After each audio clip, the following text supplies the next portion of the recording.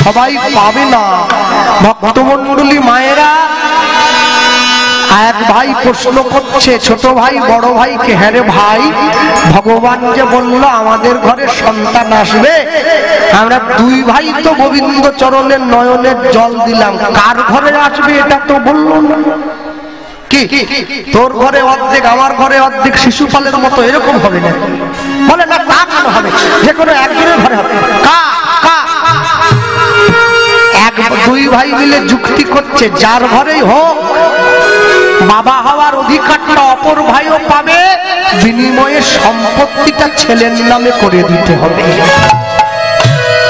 বড় ভাই হিরণ্য দাসের ঘরে কোনো সন্তান হয় নাই, ছোট ভাই গোবর্ধন দাসের স্ত্রীর কোল আলো করে একটা পুত্র সন্তানের জন্ম হয়েছিল। বড় ভাই ছুটে এসেছে সম্পত্তির দলিলটা নিয়ে, ভাই আমার তো কোনো ছেলে মেয়ে নেই, তাহলে এই ছেলেটার বাবা হওয়ার অধিকার আমায় দে, বিনিময়ে সম্পত্তিটা তুই নে, বিনিময়ে সম্পত্তির অধিকারটা তুই নে। গোবর্ধন দাস হিরণ্য দাসের হাতটা ধরে বলে উঠছে, তাই হোক, আজ থেকে এই সন্তানের বাবার নাম হবে হিরণ্য গোবর্ধন দাস। পাড়ার লোকে ছুটে এসেছে, জমিদার মশাই, রামচন্দ্র যেমন করে নিজের রাজ্যের প্রজাদের পালন করেছে, আপনার ছেলে সেইভাবে সকল রাজ্যবাসীর মনের সুখ দুঃখ দেখবে, ছেলেটার নাম দিন রঘুনাথ। ঐতিহাসিক 22শে জানুয়ারি অযোধ্যার মাটিতে পুনরায় রামচন্দ্রকে বসিয়ে দিয়েছি ভারতবর্ষের মানুষ। জগতের মানুষ দেখে নিল ভারতবর্ষ সাধুর দেশ, ভারতবর্ষ মুনি ঋষির দেশ, আর আমি বলে গেলাম ভারত আবার জগৎ সভায় শ্রেষ্ঠ আসন লবে। মনে রাখবেন, রামচন্দ্রকে তার পুনরায় পুরনো আসনে বসিয়ে দিয়েছি আমরা সকলে দেশবাসী। অপেক্ষা করুন, এক হয়ে হাত ধরে পথ চলুন, হয়তো কোনো না কোনো দিন মথুরাতে ভগবান কৃষ্ণের জন্মভূমিটাও আমরা উদ্ধার করে ভগবানকে ফিরিয়ে দেব। নিতাই গৌর প্রেমানন্দ, হরি বল হরি বল। ভক্তমণ্ডলী মায়েরা, রঘুনাথ দাস বড় হয়েছে 10 বছর বয়স। আগেকার দিনে নিয়ম ছিল ছেলে মেয়েরা বড় হলে গুরুদেবের আশ্রমে থেকে পড়াশুনো করতে হতো, যাকে গুরুকুল বলে বলা হতো। রঘুনাথ দাসের গুরুদেবকে হুগলি জেলার চাঁদপুরে বলরাম আচার্য প্রভু রঘুনাথের গুরুদেব।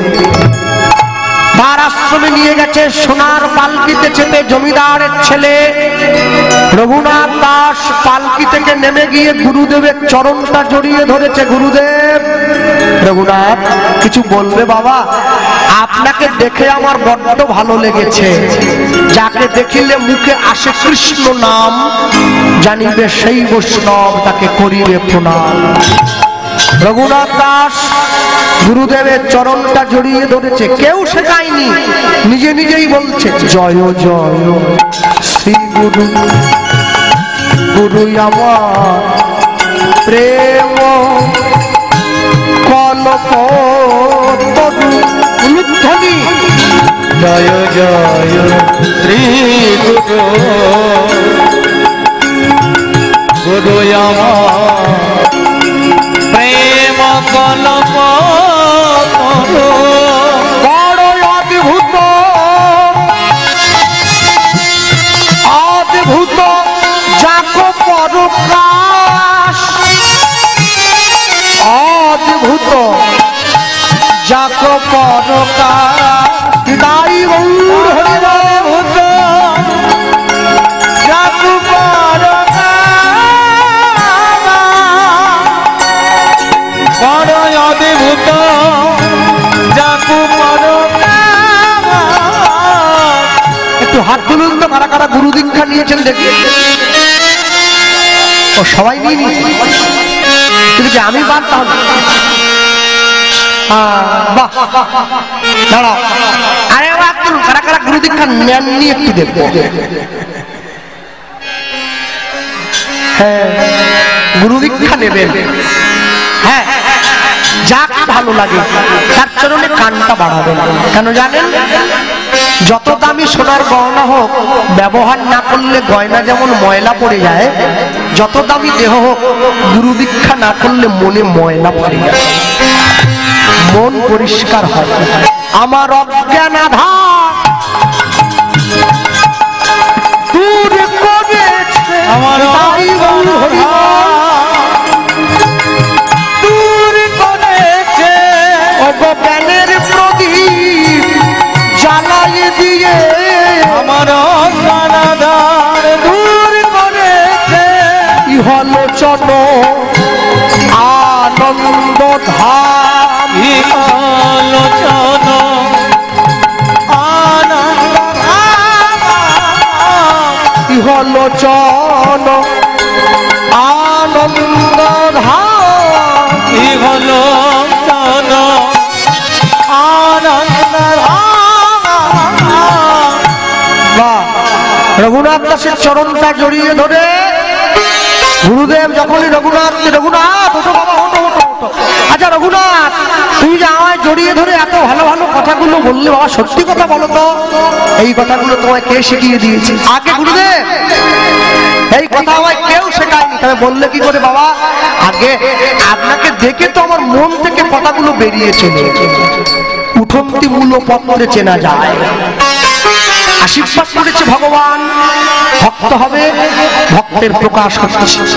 হ্যাঁ বাবা, তুমি কি আমার আশ্রমে থাকবে?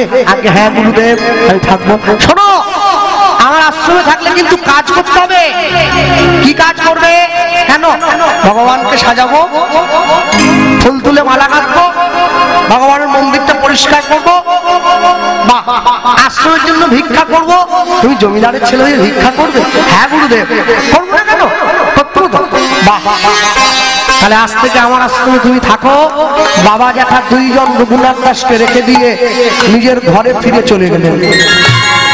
রঘুনাথ দাস পড়াশুনো করছে। একদিনকে রঘুনাথ দাস দেখছে গুরুদেব এসে রঘুনাথ দাসকে বলছে, রঘুনাথ আজকে আমাদের আশ্রমে একজন সাধু আসবে গো। কে কে কে গুরুদেব? কে আসবে? নামাচার্য ছিল হরিদাস আজকে আমাদের আশ্রমে আসবে, তুমি কি যাবে বাবা? তার সঙ্গে দেখা করতে? যাবো। আমি নিয়ে চলুন না, আমি যাবো। কে সেই হরিদাস ঠাকুর? আমাদের নিয়ে চলুন। সকলে এসে গিয়েছে, হরিদাস ঠাকুর এসেছে, সম্মুখে বসেছে। আসতে হরিদাস ঠাকুর বসেছে, রঘুনাথ দাস সামনে গিয়ে বসলো। হরিদাস ঠাকুর কি বলছে শোনো, সকলে শোনো। কি? দাপর যুগে রাধা কৃষ্ণ, কলি যুগে গৌর হয়ে এসেছে গো নদিয়া। যেই এ কথা বলেছে হরিদাস ঠাকুর, এই কথা বলা মাত্র রঘুনাথ দাস প্রশ্ন করছে, ঠাকুর কি করে বুঝবো যেই মানুষটা রাধা কৃষ্ণ এক দেহে এলো? কি করে বুঝবি জানিস? হরিদাস ঠাকুরের মুখ দিয়ে। কি? এসেছে ব্রজের বাঁকা, এসেছে ব্রজের বাঁকা, কালো সখা, কালো সখা, আয় তোরা দেখবি, আয় দেখবি, আয় তোদের এই সোনার নদিয়া। এসেছে এসেছে ব্রজের বাঁকা। একটু হাত তোলা যাবে? হ্যাঁ, একটু তালি দেওয়া যাবে? জোরে দাও। বাহ, একসঙ্গে বলো, এসেছে এসেছে এসেছে ব্রজের বাঁকা, কালো সখা, আয় তোরা দেখবি, আয় দেখবি, আয় তোদের এই সোনার নদিয়া। হরি হরি। এসেছে এসেছে ব্রজের বাঁকা, এসেছে ব্রজের বাঁকা, কালো সখা, আয় তোরা দেখবি, আয় দেখবি, তোদের এই সোনার নদিয়া, তোদের এই সোনার নদিয়া। তার রং ফিরেছে, ঢং ফিরেছে, রং ফিরেছে, ঢঙে ফিরেছে। ও গো কালো এখন চেনা দায় এসেছে এসেছে ব্রজের তাই গৌর হরি হরি কালো সব আই তোরা দেখবি গায়ে তোদের এই সোনার নদী হরি বল সোনার নদী তোদের এই সোনার নদী কে জানো তার কালো বরণ নাই এবার রাই অঙ্গে হ্যালো হ্যালো সাউন্ড বসে গিয়েছে তার কালো বরণ নাই এবার রাই অঙ্গে অঙ্গ মেখে গৌর হলো তাই কালো বরণা কালো বরণ নাই কালো বরণ নাই কালো বরণ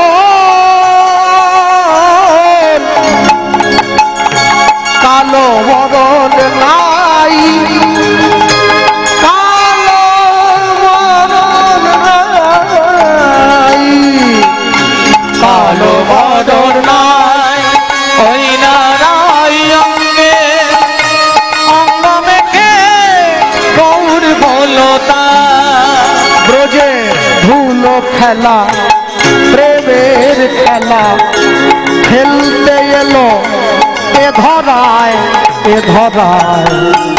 তোদের এই সোনার নদী তাই গৌর হরি হরি বল হরি হরি বল এসেছে ব্রজের ভাষা এসেছে ব্রজের ভাষা কালো শাখা আই তোরা দেখবি গায়ে তোদের এই সোনার নদী তোদের এই সোনার নদী তোদের এই সোনার নদী তোদের এই সোনার নদী তোদের এই সোনার হা গৌরব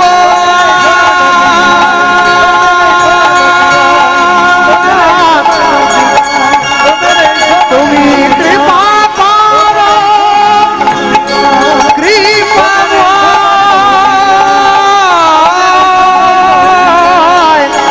কৃপা করো কৃপা করো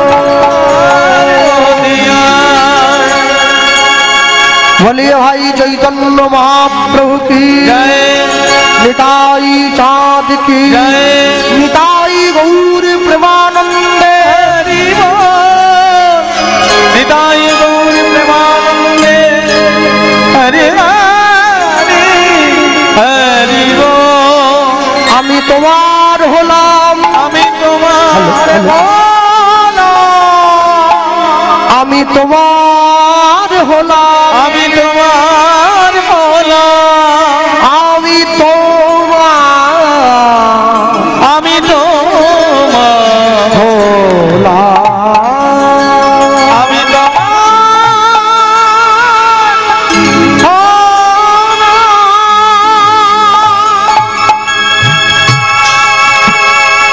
রঘুনাথ দাস ছুটে গিয়ে হরিদাস ঠাকুরের দুটো পা জড়িয়ে ধরেছে আমি তোমার হলাম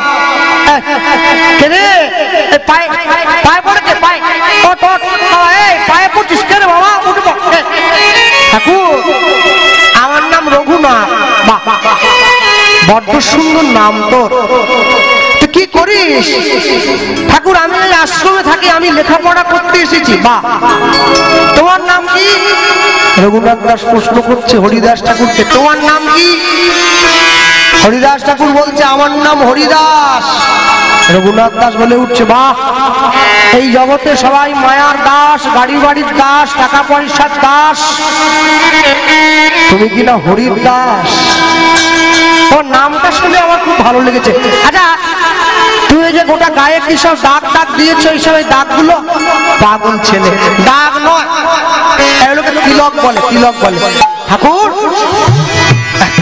তুমি তুমি দেখতে এত সুন্দর কি করে হলে হরিদাস ঠাকুর বলে খোকা ওটা তো বলতে পারবো না লোকে বলে সুন্দর তাই সুন্দর আচ্ছা ঠাকুর একটা কথা আমায় বলো তুমি যে দল থেকে এসেছো তোমার তো কোনো দল আছে নিশ্চয়ই থাকবে না আমি তো দলের কর্মী একজন। আচ্ছা, তাহলে তুমি যদি দলের কর্মচারী হয়ে দেখতে এত ভালো হও, তাহলে তোমার দলের যে আসল মালিক তাকে দেখতে কত সুন্দর। আসল জায়গায় কথাটা ফেলে দিয়েছে।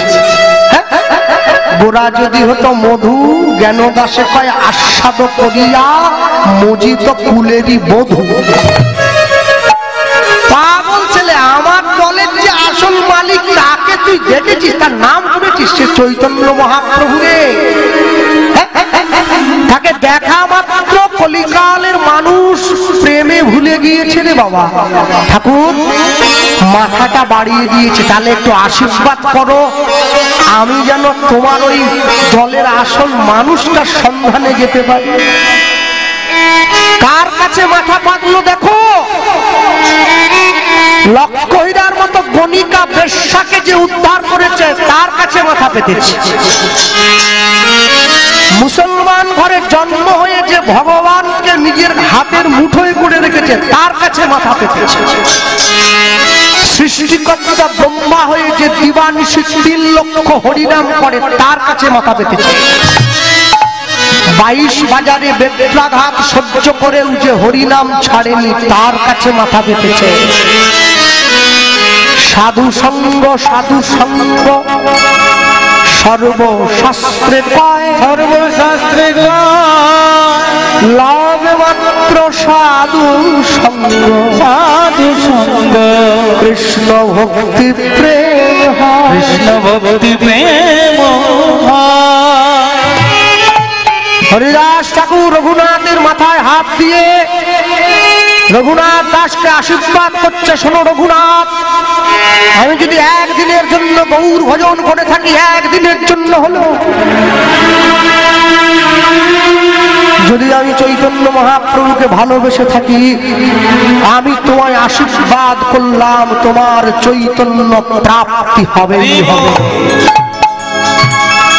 হরিদাস কৃপা কইলা রঘুনাথের উপরে, সেই কৃপার কারণ হইল চৈতন্য চরণ পাইবার তরে। চৈতন্য চরণ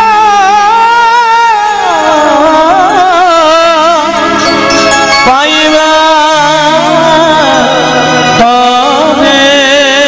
যার সৎ গুণে গোসাই রঘুনাথ দাস,